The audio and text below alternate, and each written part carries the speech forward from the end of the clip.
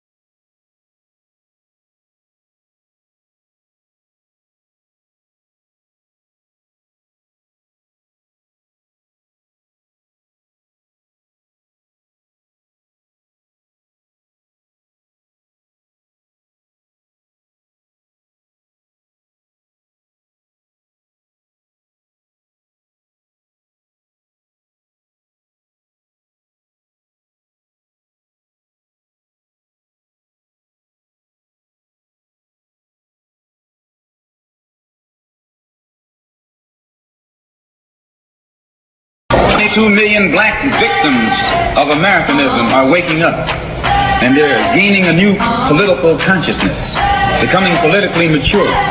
And as they develop this political maturity, they're able to see the recent trends in these political elections. Any minority that has a block of votes that stick together is in a strategic position. Either way you go, that's who gets it.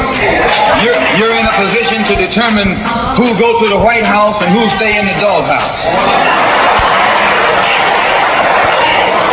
You're the one who has that power. You and I have never seen democracy. All we've seen is hypocrisy.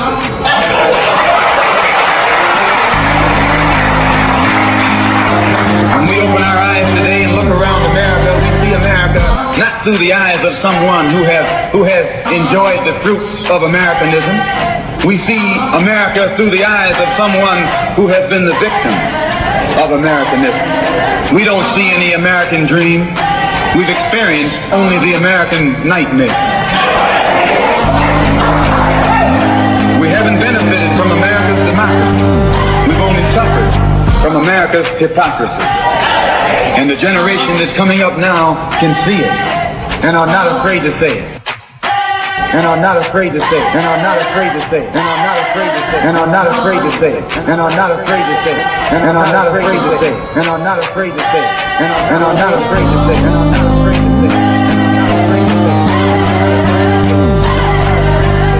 And are not afraid to say it. Good afternoon. Good afternoon. Good afternoon.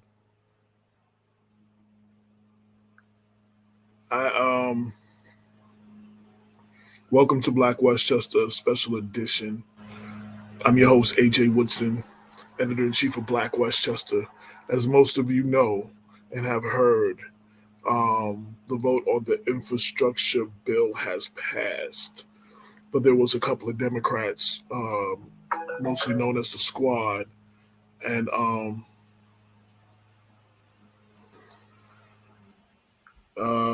we're trying to get, known as the Squad, who voted no against the bill. And that included our local Congressman Jamaal Bowman. It's caught a lot of heat about his vote no. Articles ran today in LoHud, ran in the New York Post. Local media outlets like Yonkers Voice posted something. Legislator Catherine Parker commented about his unwillingness to accept compromise. Greenberg Town Supervisor Paul Feiner says if he got his way, we would have ended up with nothing. Legislator Tyree Woodson Samuels has been outspoken and asked what kind of message does this send to regular hardworking families. And even, but it wasn't all negative. There were some support. New Rochelle progressive activist Jamal Gill said he's in support of the congressman 100%. we were waiting for the congressman. He has just got on, waiting for him to get to a screen, and I wanted to give him an opportunity to address why he voted no. Ask him, the tough questions, and have him, it's one thing to read about all of this stuff. It's one thing to hear about it on national media, but it's also great when you have the elected official address the local audience's constituents, and that's what we intend to do today. So I welcome Congressman Jamaal Bowman to the special edition of Black Westchester. Welcome to the show, sir. Hello, sir. Good afternoon. How are you? I'm good. I'm good. You have no idea. First, quick disclosure: me and you are cool. This is my friend. This is my buddy. But right now, dealing with this right now, he's not my friend. He's my congressman, and I'm gonna give him the tough questions like I would give anybody else. But just so everybody know, that's my boy. But my phone blew up in the last day or two. Last couple of days about you voting no to this infrastructure bill. A lot of people couldn't understand why you couldn't just vote for the hard infrastructure that included the roads, the bridges, the tunnels, the broadband, electric vehicle stations, et cetera, et cetera. Like, wouldn't that just be a victory? And while we do need the other stuff and we have not been getting this stuff, why would you vote against this historical bill, this package, and just come back and fight for the other part? I know I watched Bill Maher on Friday night on HBO, his show. He was saying, why did y'all lump everything together? Why didn't y'all break it into packages, smaller pieces, and just knock all of them off? And you could have had a lot of little wins, you know what I'm saying? And it would have looked good for the party. So yeah. I seen that on the national level, and I wanted to give you a chance to speak to it on the local level. Yeah, no, I appreciate that. So first of all, I support this bill. It is not a perfect bill. There are many things it is missing, but I support it. Here's the thing. We have been negotiating for 5 months, negotiating to move two bills together at the same time. The hard infrastructure bill and what some call the human infrastructure bill, or the Build Back Better Act. We have been negotiating for months to get these bills passed together. The president was on board. The speaker was on board. The CPC was on board. I was on board. At the 11th hour on Thursday now, I think it was Friday, excuse me. At the 11th hour, all of a sudden, a handful of my colleagues decided they didn't want to support the human infrastructure bill, saying that they need something called a CBO score, which is an analysis to see if the bill is fully paid for. Now, understand, the House already did one analysis. The White House already did another analysis. Why we needed a third analysis, I don't know, especially considering that the hard infrastructure bill is not paid for at all. It's actually going to add to the deficit, whereas the human infrastructure bill is not going to add to the deficit. Actually, it may be a revenue raiser for the federal government. So I didn't think it was the right thing to do for them to pivot so late in the game, especially when both bills were ready to be voted on Friday. Both bills were ready to be voted on Friday. Why didn't we vote on both bills? So the party decided to, you know what, we're going to move forward with the hard infrastructure bill. I couldn't support that. And here's another reason why. The human infrastructure bill, it came out of the Senate at $3.5 trillion. We worked it in the House at $3.5 trillion. All of a sudden, we hear from some of my colleagues, 3.5 is too much. We got to cut back the bill. What happens? Paid leave is taken out. What happens? Free community college is taken out. What happens? Instead of 10 years of universal child care, we get 6 years. Instead of 10 years for a large investment in public housing at $450 billion, we got to do $150 billion. So they already weren't negotiating in good faith and chopping the bill up. And our negotiating position for months has been, we got to move them together because we don't want to give them the opportunity to chop it down even more. And then one last point. I try to know my history, and I remember the New Deal. Now, the New Deal continues to be celebrated throughout American politics and American history, and rightly so. It gave us Social Security. It was a response to World War II and the Great Depression. It created millions of jobs and built the middle class. But guess what? It built the white middle class while redlining Black and brown communities. And it did not invest in care workers, domestic workers, and home care workers, which are disproportionately women and women of color. The human infrastructure bill that we're working on right now focuses on the equity issue. Children, women, women of color, people of color, historically redlined communities, while the hard infrastructure bill has provisions in it where the jobs 90% of the jobs go to white men. So this time around in history, we cannot leave the most vulnerable among us behind. And that's why we were trying to move both bills together. And guess what? If they weren't ready to vote on the human infrastructure bill on Friday, then we could have waited on and voted on both bills, when the CBO score came back. It's not a all or nothing hard deadline, winners and losers situation. If a bill ain't ready on a Friday, we vote Saturday. If it ain't ready on a Friday, we vote on a Monday or Tuesday. We vote when it's ready. The plan was to move both bills. They reneged, and that's why I voted no on the bill. So let me. I was just listening on Audible to Obama's book, President Obama's book. And one thing he was recalling is when he was negotiating what they call Obamacare, which is the Affordable Care Act. And I forgot who the speaker was. I forget his name. But he kept saying, I can't vote for this. So President Obama took that out. He's like, I can't vote for this. And President Obama took this out. He said, I can't vote for this. And President Obama took this out.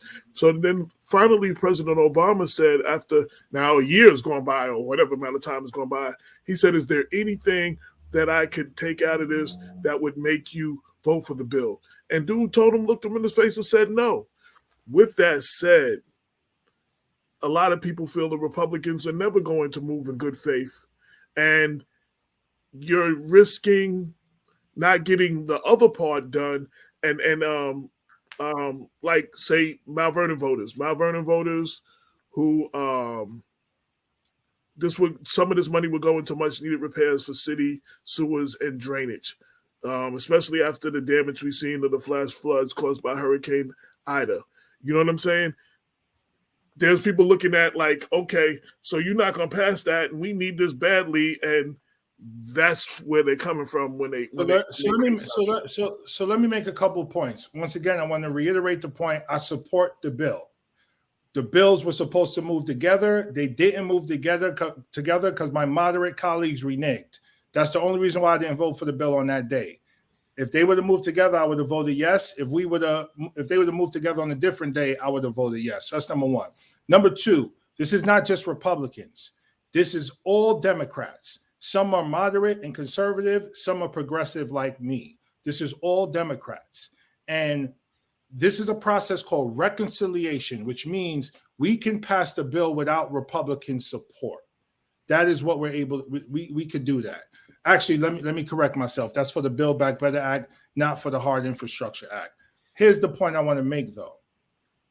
There are lobbying efforts, hundreds of millions of dollars of lobbying efforts fighting to stop the human infrastructure bill. They don't want it.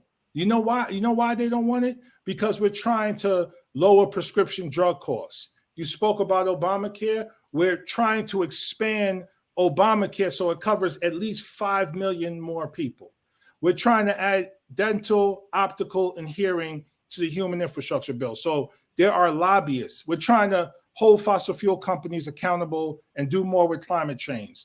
There are fossil fuel lobbyists. There are pharmaceutical lobbyists and other lobbyists trying to kill a human infrastructure bill. That's why that was a negotiating piece. We know they want the hard infrastructure bill. We know that. But before we could pass that, we wanted to pass the human infrastructure bill so that we can make sure, once again, we don't leave women, children, seniors, immigrants, and climate behind. So it's not an all or nothing thing. And that's another thing that I think we need to really reflect on. Oftentimes we have this idea Well, you take what you could get, because if you don't get that, you will get nothing. Why does that have to be the way we think about it? And why does that have to be the way government works?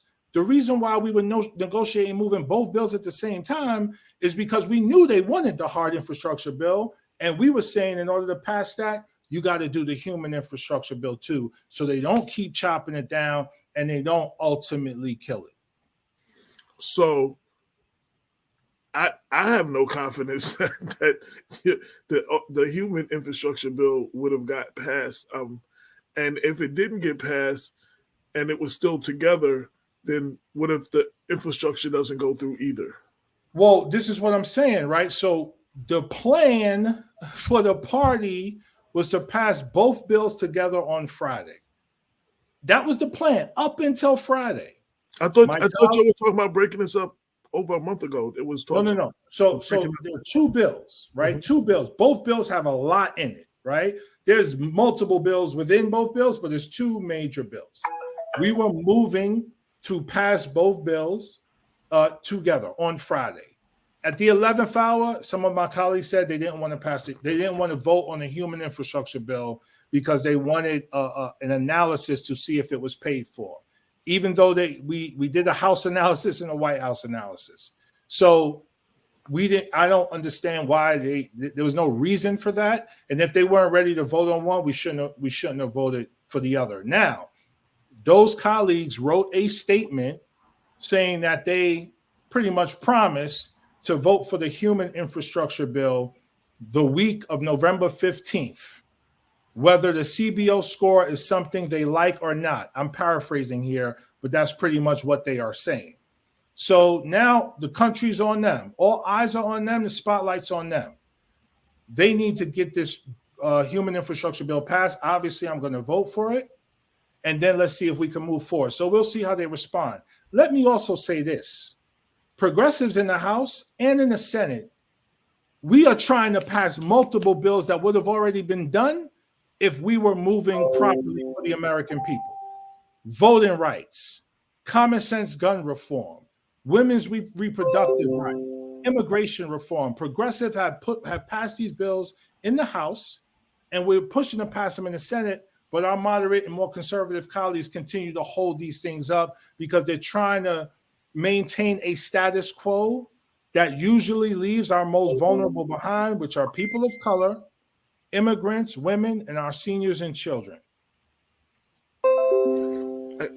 I got you on that. I think, a lot of people on the lower level, a lot of people at the bottom don't understand that.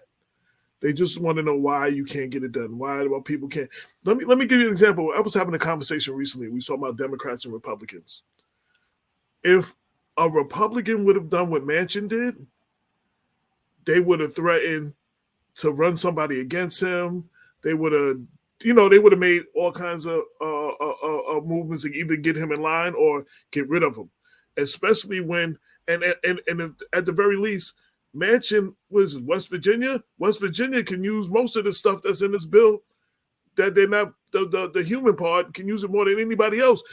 The Republicans would have ran commercials in his district. This is what your dude is not doing, is not allowing it to happen until his people got, I don't see that kind of movement on the Democratic side that, for better or for worse, I mean, some of the stuff the Republicans are fighting for, I can't agree with or nothing, but I'm just talking about the way they do things. We don't see that kind of energy with the Democrats.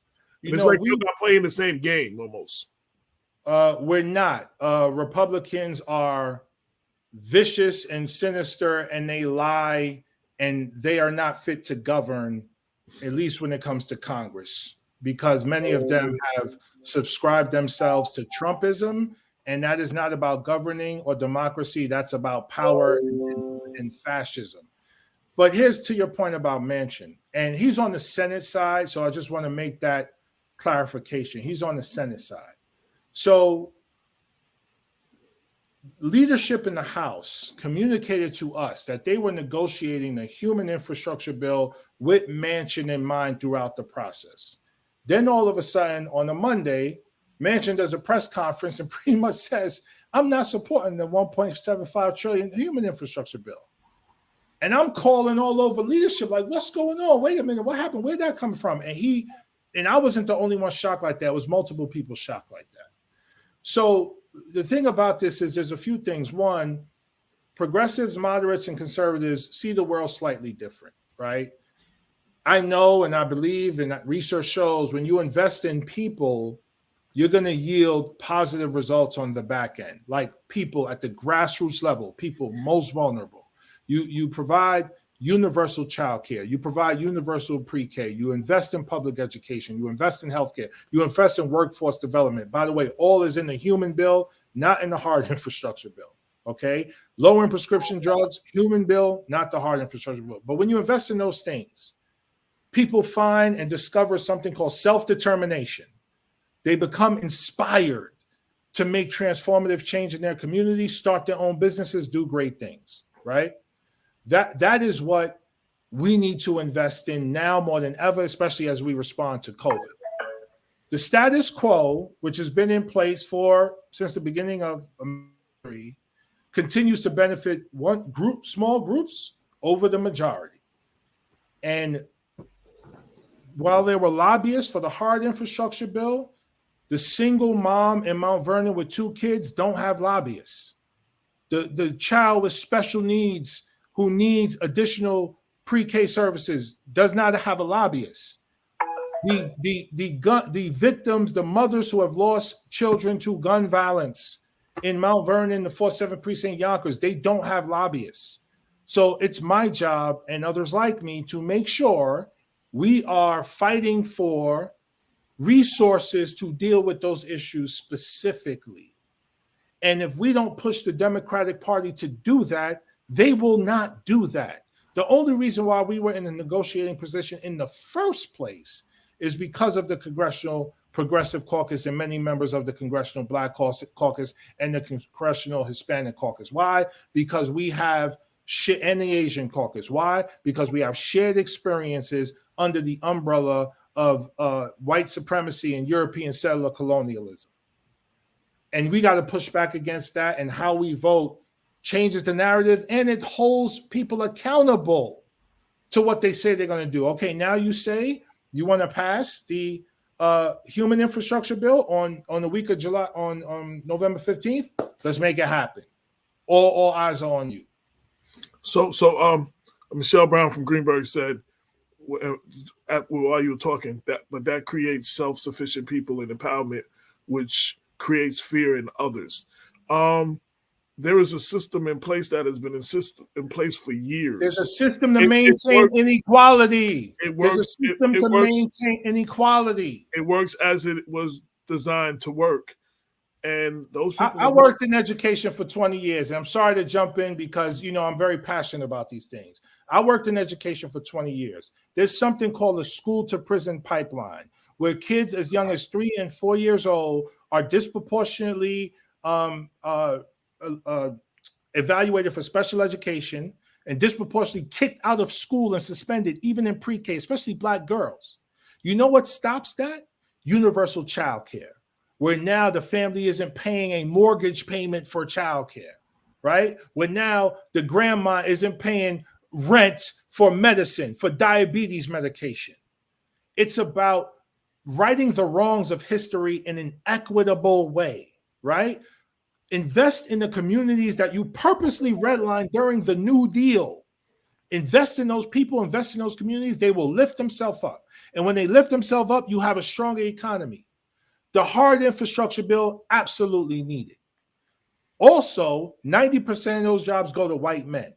No offense to white men, but the other bill has most of the jobs going to vulnerable communities, people of color, women, children, etc. So the media, the mass media, creates a narrative, and because only myself and a few others didn't vote for it, it's like, okay, are they obstructionists? What are they doing? Why wouldn't they go with the party? We are trying to push the Democratic Party to do better for communities that they have neglected for far too long. That's what we have to do. You had a couple of people that criticized you. It was a Law article came out today. A couple of legislators Legislator Kathleen Parker basically said you have an unwillingness to accept compromise. Greenberg Town Supervisor Paul Finer said, if you got your way, we would have got nothing. Legislator Tyree Woodson Samuel said, what kind of message does this send to regular hardworking families? And there was somebody in support. I was reading that as you came on. New Rochelle progressive activist Jamal Gill said that he's in 100% support of you. Yeah, again, I support the hard infrastructure bill. I would have voted yes on it if they came together as they were supposed to do. But they didn't come together, and that's why I voted no. And now we have to pass the human infrastructure bill. It's not all or nothing. It's not an unwillingness to compromise. We constantly ask poor people who don't have lobbyists to compromise. And this is why we have a level of inequality in our country that's been the worst since the Gilded Age. And democracy cannot survive with this level of inequality. And you know what happens with this level of inequality? People like Donald Trump rise to run for president and win, and he may win again because of his wealth, because of his privilege. And look where he took the country, a January 6th insurrection. So people have to understand, I will never do anything to harm the district. If that bill wasn't going to pass on Friday, it would have passed when the other bill was ready for us to vote together because it would have had all our votes. If it's not ready to pass Friday, it'll pass on another day when it's ready to be passed. That's how it works. It's not all or nothing. It's not win or lose. Friday was an arbitrary deadline. The government wasn't going to shut down. People weren't going to lose jobs. It was going to, it could have waited a few days, or like I pushed for, we should have voted on both bills that day. So now they said something about the 15th, roughly. Week of the 15th. What happens? I hold no faith. So what happens when and if that doesn't pass? What happened? What's the plan to go forward for the human infrastructure?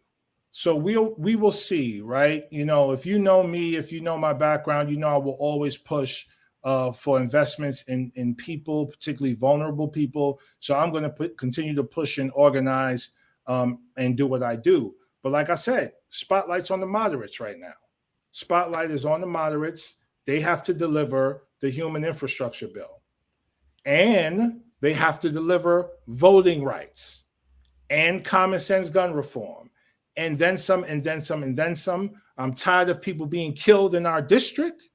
I'm tired of the poverty rate being super high in communities of color. We all, and people I talk to throughout the district, are also tired of it. It's not just me. People are tired of it. And it's time to govern differently and do democracy differently. And let me say one other point, because you brought this up. As people are watching this unfold, the media creates a narrative as if it's dysfunction, if it's civil war. And you know why? Because controversy sells newspapers and controversy gets clicks. So it's presented in a way where, we gotta, it's civil war. It's like the East Coast, West Coast beef. I keep saying it. It's like when that happened, look what the end result was. Pac and Biggie were killed. It's East Coast, West Coast beef. This is what the mainstream media does. And they do it because for them, part of it is entertainment. It's political theater. But when you're making sausage or when you're doing something really hard, which I have experience doing, I opened a school and ran a school for 10 years that was #1 in academic growth for Black and brown kids in the city. So I know how to do things hard. I've done it before. When you're doing something hard, it takes time. And it takes deep collaboration. And yes, it takes compromise. I'm just not going to compromise for the 18-year-old kid who graduated high school, who don't have a workforce development program and wants to get into climate change, but there's no investment in him or her. The human infrastructure bill has that kind of investment. I'm not compromising for those who are most vulnerable because we continue to leave them behind. And I know you have a busy schedule today. One, I want to thank you for coming on. Two, I want to give you a chance to any last words to the district. And I've asked one more question. I asked Mondir this when he was on about a month ago. I keep hearing about we got to push this stuff and it has to be bipartisan. There's a lot of them, they're not going to work with us. It's never going to be bipartisan the way we're talking about. So, it's like we're pushing for something to try to hope these people are going to do what's right. They're not going to do what's right. I mean, so here's the thing, right? And you're right for the most part. I try not to paint a broad brush, right? Mm-hmm. I'm on the Science, Space, and Tech Committee. I'm chair of the Energy Subcommittee. I have passed bills and amended legislation on that committee in a bipartisan way. So it can be done. The Republican Party, by and large, writ large, are now a party of Trump. So that's why you see the obstruction left and right and all of those things happening. My point is this. Put the Republican Party on the side for a moment.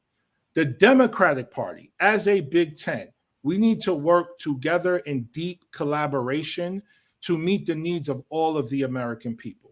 Can that happen? Can that happen? Yes, it can. Oh, absolutely, it can happen. Because we haven't seen it so far. That's why I had to ask. Well I mean, with all humility, Mr. Woodson, I think myself, I have a pretty broad coalition of support throughout the district in communities of wealth and communities of poverty. Amongst people of color and white people, Jews, Muslims, Christians. So I'm very blessed to have a diverse coalition who support me and work with me, because you know what I do? I reach out to all of them because it's my job to serve everyone. And that's what I'm going to do. We're going to work together. We're going to get it figured out, but we got to do it on a national level. And it can't be about, moderates versus progressives or conservatives versus progressives. It's not about credit. It's not about ego. We got needs in our district. We got to work together to meet those needs. That's the bottom line. And like I said, with this bill, the bill passed and the resources are going to come. If it would have been voted on with the human infrastructure bill, I would have voted for it. And they both would have passed and we would have had even more resources come. I just hope now the week of the 15th, we could get the other one done. Last words for the district. No, just peace and love to everyone. Just know that there's no way I would ever do anything to harm the district. I work across the district on a variety of issues. The district knows that. I will continue to do so. We love your feedback. We love your engagement. Let us know what you're thinking. Let's come to always collective understanding. Continue to push me to be better. And I'm going to continue to be open-minded, open ears, learn and get better. So let's how can they reach for those that don't know, how can they reach your office? Email or something, or a website? I mean, it's completely easy, but I could give a number here if that's cool. 914-314-5091. That's 914-314-5091. Reach out anytime. You could text that number, and someone from the office will get back to you. And people call my office all the time for a variety of reasons, so I'm sure most people know. And the website, bowman.house.gov. Check us out and please sign up for our newsletters. We got a lot of good stuff happening. Thank you very much for your time. I hope to see you more on here to speak to your district and let them know what's going on. You got to invite me. You don't be inviting me, man. Hey, it's an open invitation. Appreciate you, man. Peace and love. Everyone be well. Peace and love. All right. That was special exclusive interview with Congressman Jamaal Bowman, explaining why he voted no. I'm sure it's not going to resonate with everybody, and so everybody's going to feel how they feel. Hopefully it brought some understanding for some in the district who were puzzled why he voted no. And that he explained it. As always, if hit us with any comments, any questions, anything that anybody else you want us to reach out to. Thank you for all those following us now on LinkedIn and YouTube. If you're watching us on YouTube, hit the subscribe button. And that's it. Until next time, peace. You are now tuned into the People Before Politics radio show, brought to you by the good folks at Black Westchester. Black Westchester. Westchester. Black Westchester. Black Westchester. Check the newspaper. Black Westchester. Black Westchester. Black Westchester. Check the newspaper. Real talk for the community since 2014.